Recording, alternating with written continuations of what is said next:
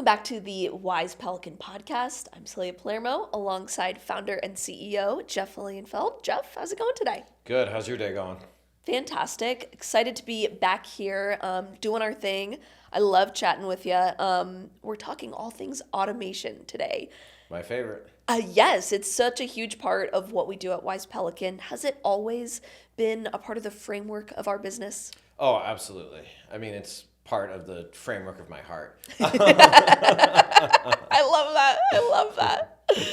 I want to talk about how systems can create freedom for real estate agents, how automation can be their best friend in their business. If you had to define automation when it comes to real estate and direct mail marketing, how would you? What does that mean? I guess I'd first define automation, period, right? Sure. Like, to me, automation is how you can take the smallest amount of human input and get the max amount of human output. Not to go on too much of a tangent here, but I'm going to. Please do. Recently, our dishwasher broke. Like, it partially broke. So now over the holidays, we were down to like just the bottom rack, right? We got a new one ordered. We were fine. We made it work. They came to install a new one. The one that they brought was broken. So now we're like zero dishwasher for a week, which it's like, okay, I get it. These are first world problems, right? Like Right. I'm fortunate. I know, Sure. right? We live in a great place and we have these amenities. But to go back to hand washing dishes and to know I'm spending an hour of my life a day hand washing these things, it really makes you then appreciate like the dishwashers and how it just automates things. Yes. You know, it's like, oh Click man, start. I put this in See a ya. quick start. Like, I love that feeling. Like, that's like my favorite feeling. I absolutely hate folding laundry. I refuse to fold laundry, but man, I'll get the laundry into that washer and dryer all day long because there's something about that. Like, I take this thing, I put it in here, I press the button, and the machine does it. It lights me up. You see how legitimately excited I am, right? The joy. We need joy. a laundry folder next. Oh, I've looked. Uh-oh. It's Yeah. actually cool for t-shirt companies, like for apparel companies. When we were at Printing United, Yeah. I don't think you were there that day. It was the last day. We did see they had a laundry folder specifically like for t-shirts. It actually Nice. did fold t-shirts. I'm like, I can see the future here. Can I toss some other stuff in there? Yeah. Let's see. Let's just take a look here. So yeah, that someone will eventually crack that, but that's a tough one. So automation is how do you minimize your input, maximize the output. So with at Wise Pelican, we've been doing that with data. We've been doing that with list building. And most importantly, we've been doing that with our production system. And so what I mean by that is when Wise Pelican was founded and we got started, at the time there weren't really any direct mail companies, and there still aren't any direct mail companies other than us that will let you mail one postcard, right? Now there are some that'll let you mail like 50. I think maybe there's one that lets you do 25, but they're going to charge you a lot for it, Right. Because on their back end they have labor that goes into it. And what makes Wise Pelican unique is that our production system is completely automated. I was talking to a company that's actually local as well, and he was telling me, he's like, man, if I could go back, I would do it the way that you did. Wow. He's like, they do about half the business that we do, and they have, I think, 20 people in their production facility. Oh my gosh. With they do more than us. Right. No. They do half the business. They do 20 people with what we're doing, 2.5. Right. Yeah. My goodness. Yeah. So just for perspective, what does that look like in terms of what steps is automation removing from the production process that, say, this other company with 20 folks has humans doing? Yeah. So generally the way that like postcard printing works is you print postcards out on a sheet of paper. Well, okay, let's back up a little bit. First, the customer talks to a salesperson. The salesperson goes to the designer. The salesperson goes to the list puller or whatever, the data person, right? So you talk to the salesperson processes the payment, they get the design done, they get the data pulled, they do all that stuff with the customer. That's all a multi-step, multi-day, multi-week process. Then once it finally gets to the production team lays up what the art's going to look like, right? So Generally, we print our postcards what's called 4 up. So 4 postcards per sheet of paper on a 12 by 18 or 13 by 19 sheet. Pretty industry standard. But so they have to go into software and they have to lay out the postcards. Then they print the postcards. Then they cut the postcards. Then they send the postcards through another machine to inkjet on the addresses. Then they take that. Then they sort those. Then they put them in trays. Then they take those trays, they put sleeves on them, they band them, and they take them to USPS. Every single order they do that for. Wow. So if you have 100 orders in a day, which is low volume for Wise Pelican, if you have 100 orders in a day, you're doing that 100 times. That's a lot. So we automate that entire process so that we're only running a few jobs each day. Right. Because we take it all, we gang it all up, we just have all of this software that we built behind it that takes it all, gangs it up. We cut everything at once, we tray everything at once, and we do one drop. Wow, it's amazing. And on the customer side of things, you know, we talk about Power Farm where you build your Power Farm and it goes out monthly. You don't have to touch it. How does having systems like that help real estate agents remove the decision fatigue aspect of what they're trying to do? Yeah, for sure. And, you know, I will say that everyone gets themselves a little bit too involved in their marketing sometimes. Absolutely. It's versus, easy to. Yeah. Versus just kind of trusting the experts. So with power farming, there's a few things. One, we show them exactly where to farm because we have a tool built in for generating mailing lists where they can actually purchase the mailing list based on the numbers, right? Where are people selling houses? Where is the lowest competition? That's what matters. So that's built in at the list building piece, but then also we just have templates that are already there. These postcard templates that are going to maximize conversion rates for getting real estate agents listing leads, which is what you're mailing for. So you have the list set up, you have the template already set up for you, you choose it, you put your brand colors into it, your logo, you're good, you're done. And then most importantly, it just goes out every month. It's done. You don't have to think about it. You don't have to think, oh, should I mail this, that same thing? How much should I change it up, et cetera? We've got you. We update market stats. We keep that piece valuable. We've got it. There's a commercial real estate agent that's local here that does a whole lot of social media content creation. Sure. And I was watching one of her videos on Facebook. And I thought it was kind of interesting. She was talking about that she always wears all black so that she doesn't have to decide what to put on in the morning. There you go. She's like, that was a waste of my time. Every morning I'd wake up and have to figure out what my outfit was going to be. And now I just wake up and I put on a black dress.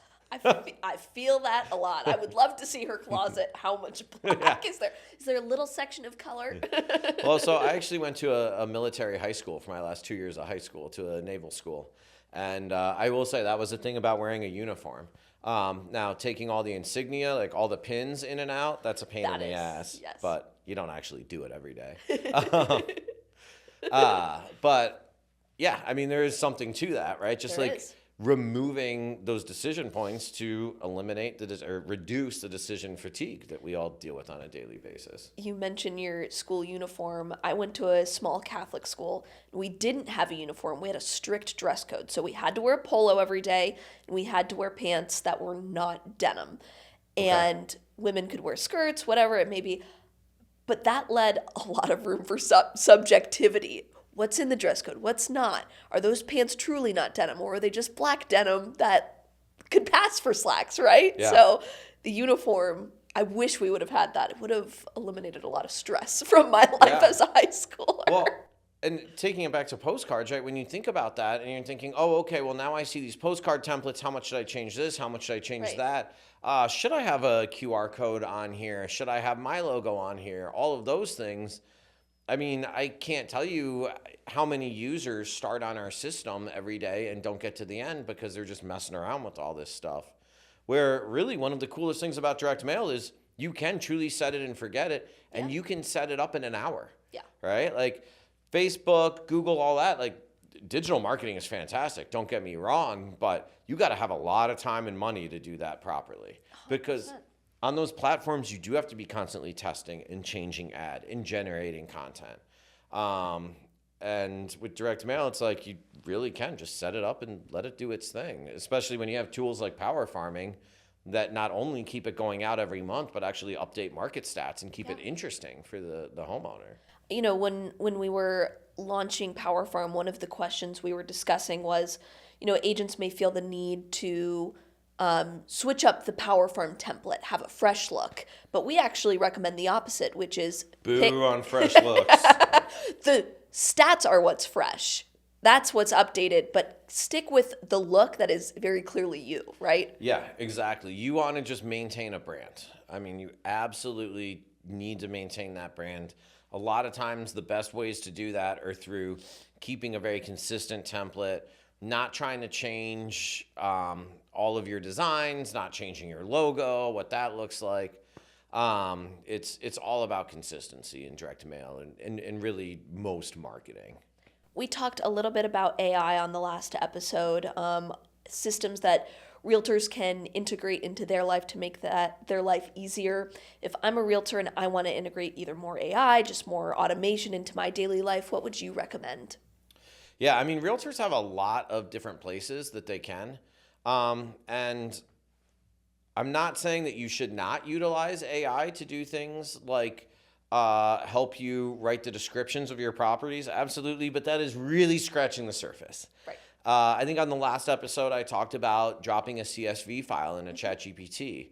So just as a kind of a quick recap for anyone that didn't see that episode, I was talking about go out to the MLS, and if you want to do some market analysis on an area, grab all of the sold listings for that market, download them as a CSV, and drop them into ChatGPT and just say, run an analysis on this neighborhood. Start asking it questions about those numbers. That's a really cool way to dive in. But you can also, ChatGPT is a really cool like deep research tool that you can let it go out and start asking it about school districts in an area. There are so many different ways to use AI, but a lot of the early ways that you can be highly impactful is statistics. But Claude, which is kind of on the geekier side of the AI platforms, just came out with a new feature called Cowork, which actually takes control of your computer. So you can monitor it. It's up to you. I'm pretty loosey-goosey when it comes to this stuff, I'll be honest. Not everyone is. But so Cowork can take control of your computer.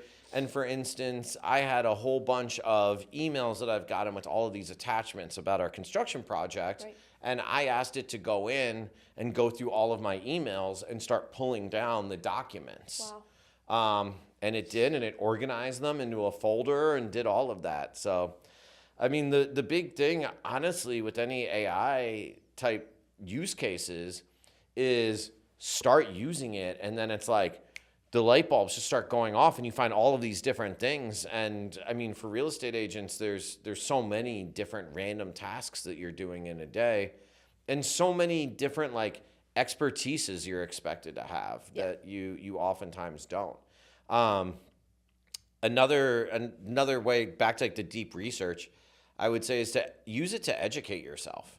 ChatGPT has a really cool thing that a lot of people don't use where you can talk to it, like conversationally back and forth. Yeah. And you can do that generally like over your CarPlay or whatever.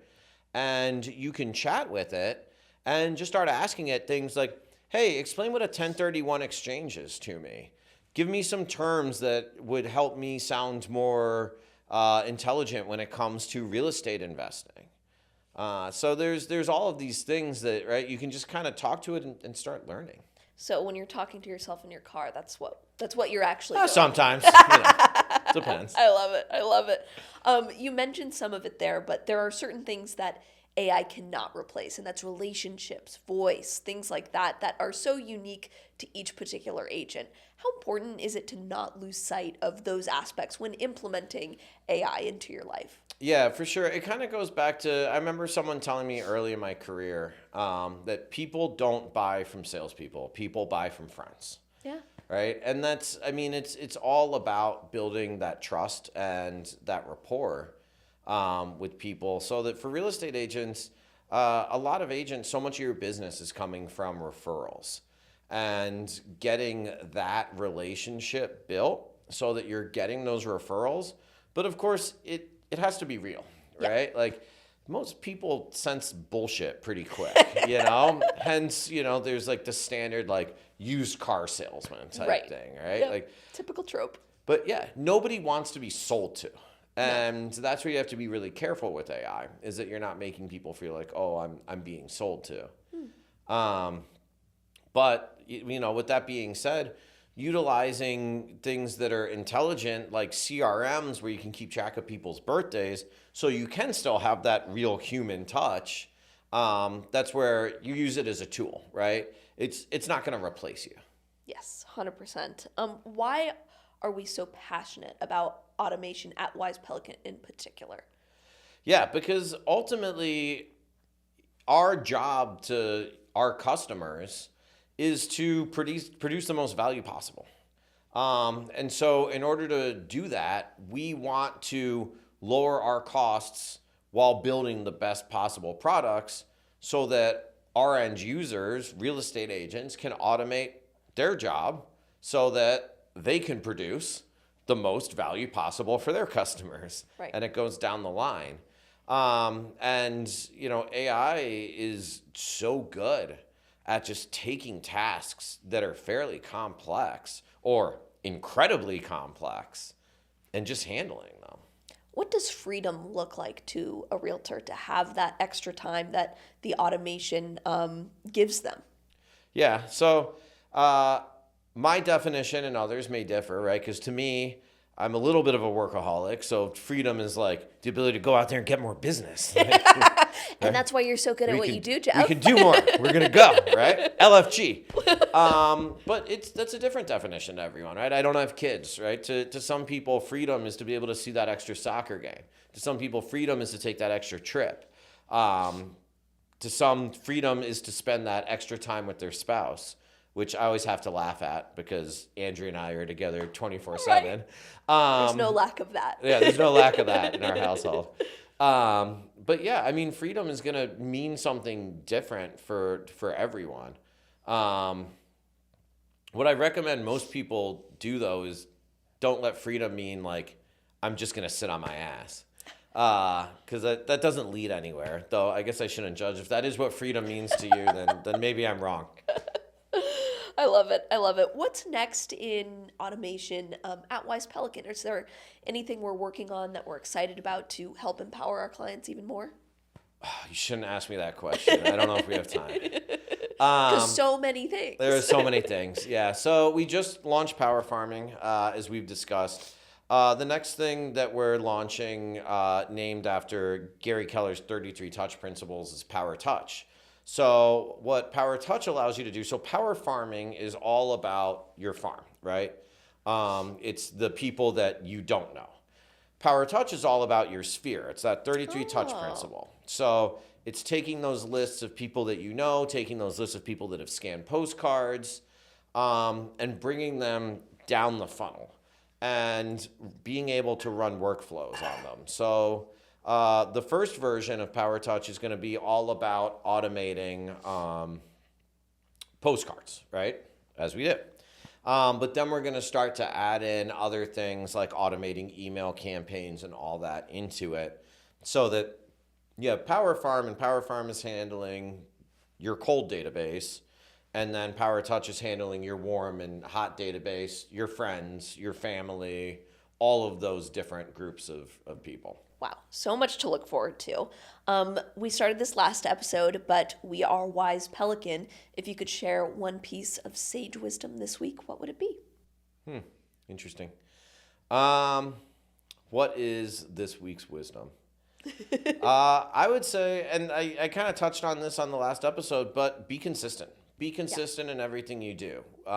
Whether that's marketing, if you're studying for something, be consistent in how you study.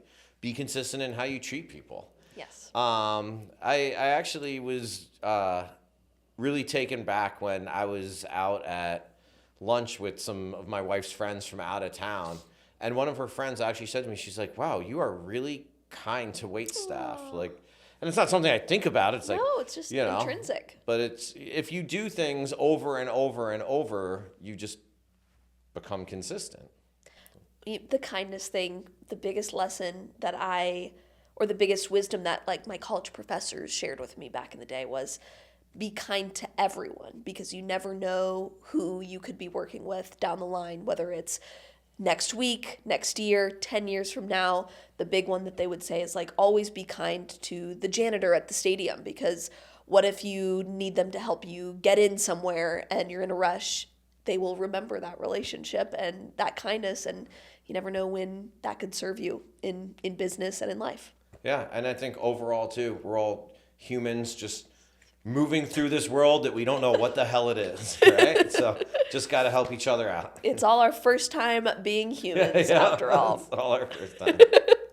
Well, Geoff, thank you so much for your time. Any parting thoughts before we wrap up? No, thank you so much. Really appreciate it. So glad, so glad. Thank you for tuning in to this episode of the Wise Pelican Podcast. Be sure to like and subscribe to our YouTube channel, follow us on Spotify and all of our social platforms, as well as Geoff's pages as well. We're so excited about what we're building here and looking forward to the next one. We'll see you next week. Cheers.